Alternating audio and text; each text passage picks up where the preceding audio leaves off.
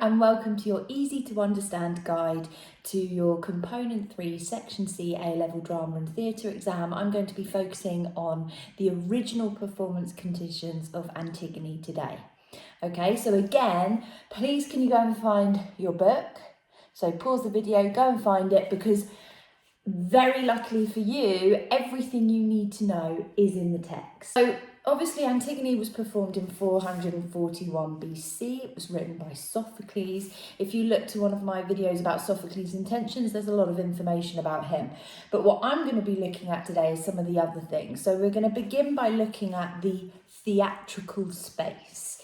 So if you turn to XXI in your book, there's so much information there all about the performance space where Antigone was performed. So it was first performed in the morning in the open-air theatre of the Theatre of Dionysus. And this theatre could seat over 17,000 people. So it was absolutely huge. And it really fit into the topography of the hill. So the way that it was built into the hillside, it meant that the audiences were able to hear a pin drop right in the centre of the stage. So the Theatre of Dionysus was on the southeast slope of the Acropolis. It was just above the Temple of Dionysus, and it was right next to the Agora, Agora, which was the marketplace, which is where all religious and political debates took place. So it was right in the centre of the city. It was at the epicentre of all the worship, and the Agora was a place where people would go and have a lot of political debates, and as an audience or a community, they'd all be listening to these debates. So they were a very auditory audience, okay? They're very used to listening, okay? And that is why with Greek tragedies, you'll notice that all the action happens off stage, and it is the actors that tell us what's happened. And one of the big challenges you face for a modern audience is that we're not really like that anymore. We love the visuals. So you need to find a way to make this very word-heavy play, dialogue-heavy play, have some more visual elements to shock us and surprise us and entertain us. So if we're looking at the way that the Theatre of Dionysus was shaped, you'll notice that there was a circular performance area, and this was called the orchestra, and this is where the chorus performed, okay? So you'll notice that they're very close to the audience, and they're meant to bridge the gap between the audience and the actors on stage, and they're meant to represent the feelings of the audience. Okay, and then you've got your stage, which is where the three actors would perform. Remember, Sophocles was somebody that introduced the third actor. So it was on this stage where we'd have the three actors perform, and just behind it we had something called the skene, which was a sort of wooden structure that allowed sort of private and public. It meant that the actors could go behind, they could change their masks, they could come back on stage. And Sophocles was the first person to introduce scenographia, and this was scene painting. So it would have probably, this wooden structure, been painted as a palace, because we're outside the Palace of Thebes for this play. So if you're ever talking about set design with your concept, you can link this to how Sophocles introduced to scenographia, and therefore you want to have some set painting in your concept. You also have the paradous. Now, the paradous was the entrances on stage left and stage right, and this is where the chorus entered from and would leave at the very end of the play. And you also had left and right. So if you look in your book on XXII, it actually says right at the bottom that middle of the page, the entrances and exits would have been arranged to draw meaning from the topography of the theatre, with each side giving a different feel to the spectators. So this highlights that during the time in ancient Greece, the entrances and exits were hugely symbolic, and they meant something to them, which the audience would understand. In most tragedies, the right side is connected with the civilised and ordered world of the city, and the left with the wilderness of the country. So when Antigone goes off to bury her brother, she would have gone off to the left. When Tiresias enters the stage, he would come from the left because he's from the wild, he's not from the city. Whereas when we see Creon exit, he'll often go off to the right. And women during the time, they would go through those central doors. And that would be going back into the palace, because women at the time weren't really meant to be outside. And that's another reason why the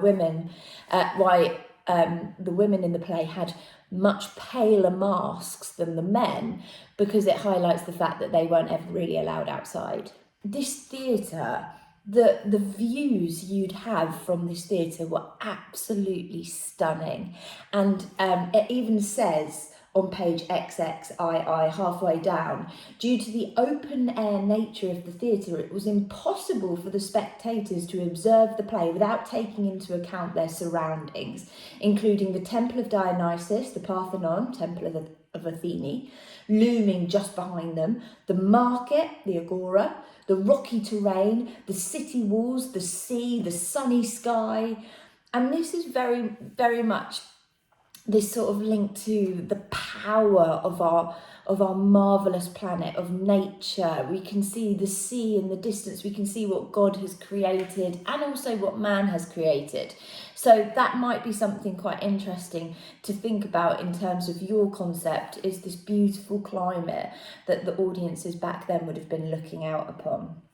We're now going to talk about the chorus. The chorus were elected by the Athenian community, and while they weren't sort of trained professionals, they did prepare for this role for about 6 to 8 months, and they went through rigorous training, so they were extremely skilled by the time of the performance. And don't forget, it was Sophocles who increased the chorus from 12 to 15, and this is because he wanted to have much more of a theatrical impact on his audience. So yes, by all means, you can write in your essay that you want to have 15 chorus members. It's one of the more obvious things you can write, but you need to have a reason why you want to have 15 in your chorus. Why do you want to have such a big theatrical impact, and how can you achieve that through your concept? If you turn to page XXIV, right at the bottom, it talks a lot about the chorus, and there's some nice moments in here. It says that the members of the chorus, with the accompaniment of the double pipe player, were required to dance and sing in unison, the lyrics of the song with clear articulation and precise movements, highlighting visually and verbally the events and words that were played out before them. Their particular dance steps were familiar ritual practices, making them easily recognisable to the spectators. So it wasn't that they were inventing all these new routines, they were using things that people really recognised as a community. So again, with your concept, when you think about how you're going to make your chorus move, you need to find something that's recognisable for a 21st century audience today. Choral loads were one of the bits that the audience would have really looked forward to in the original performance conditions. Unlike us now who read them and we don't have as much of a connection to all these ancient Greek myths, these were their favourite bits. These were like the big musical number that we'd go up and watch in London. This was hugely theatrical, very visual, and really exciting. So it was something that the audience at the time really looked forward to. So again, you've got to find a way to make it feel as exciting as it was for them as it is for us today. What's important to remember about the chorus is that the fact that they had to look like one figure. They all had to represent sort of one voice. So they'd all wear their chiton robes, they'd all have the same mask, they'd all move in unison, they'd all move as one, and they'd all represent the elders of Thebes. So they'd all be sort of one organism that represented that. In terms of the actors, as I've said before, Sophocles increased the actors from 2 to 3 so that there could be more of a confrontation, more of an argument, and they would have all been male actors. So the way that they played the women was that they wore a mask that was much paler, and that represented the women because they were always indoors. If they distinguished the young boys from the men, is the men's masks would have facial hair on it, so we'd know who they are. It was a huge honour to be an actor at the time, and don't forget that this performance was part of a religious festival. So there is no greater honour than doing something to honour the gods, and therefore as an actor you were hugely praised for your role. While the actors did wear masks, they had to be hugely declamatory with their physical gestures, the way they moved around the stage, because the mask didn't have many layers. You know, you don't get to use all your facial expressions, so everything had to be much larger than life through their use of physical movement. And their voices needed to be loud. They needed to be able to project their voices so that it could reach the 17,000 in the audience. In terms of the Festival of Dionysus, this happened every year, late March time, and that meant that the sea was much calmer after the winter, so they could have foreigners come in, watch the plays, and sort of join in their big festival. Something else that was significant about when the festival was held was straight after the festival, that is where they had all their sort of military campaigns and elections. So someone like Sophocles, for example, he actually was elected as a general after the success of his Antigone play. Now, if you turn to XVIII, there's a lot here about the festival, and it sort of talks a bit about the structure of how the festival works. So the fact that there was a civic procession that takes place, and they have specific costumes, and all foreign guests are identified through wearing sort of scarlet robes. On the third day, the actual competitions would actually commence between the poets and the sort of the tragedies and the comedies. But just before, they have a piglet sacrificed and its dead body carried around the performance area to purify the space in which the plays would be staged. So this is all about making sacrifice to the god Dionysus, the god of fertility and wine and entertainment. So it says that the drama competitions lasted 4 days, and each day they would present 3 tragedies, a satire and a comedy. So that's a lot in one day. And a satire play was a play that sort of looked a lot at mythology, and it was a bit crude and a bit rude. In terms of design, I've already spoken to you about the fact that Sophocles introduced scenographia. The other thing that they had very limited theatrical devices, but one of them that's very important is the ekiklemma, and this was the wooden sort of platform that's wheeled on stage that reveals the body of Eurydice. Now, this at the time would have been a hugely theatrical moment. It is a surprise for Creon, and the audience would have had that sort of wow factor in this moment. And again, this is your challenge for your modern concept. There is not the same wow factor for a wheeled platform to come on stage. So you've got to find that excitement with the reveal of Eurydice's body, that sort of shock and fear of seeing her body on stage. And probably you'll need other moments in the play that have much more of a wow factor using theatrical devices. Props and small items of scenery, they were very symbolic of the character and their role, and who the character Tiresias is. They've seen him in other plays. He is a trustworthy character. He is a wise character, and they know that he's a prophet and he brings news from the gods.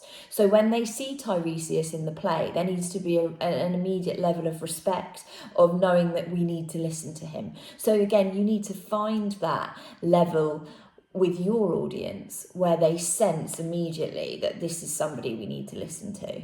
How under the rule of Pericles, things were so optimistic and hopeful. There was real prosperity, and the Athenian citizens were becoming increasingly aware of how they were able to create their own destiny. And this was something that was wonderful, and they were making such great advancements in arts and medicines and infrastructure, like I've said to you before. And this is what Sophocles was just trying to say: just be careful, don't get too arrogant, don't get too complacent, because there is a higher power that can take this all away from us. Now, I haven't told you every single original performance condition fact, and you don't need to know everything. What you need is 6 to 10 really good facts from the original performance conditions that you can use to actually inspire your own ideas with your concept. You do not want to say sentences like, in the original performance conditions, they had 15 in their chorus, but I don't want to have 15.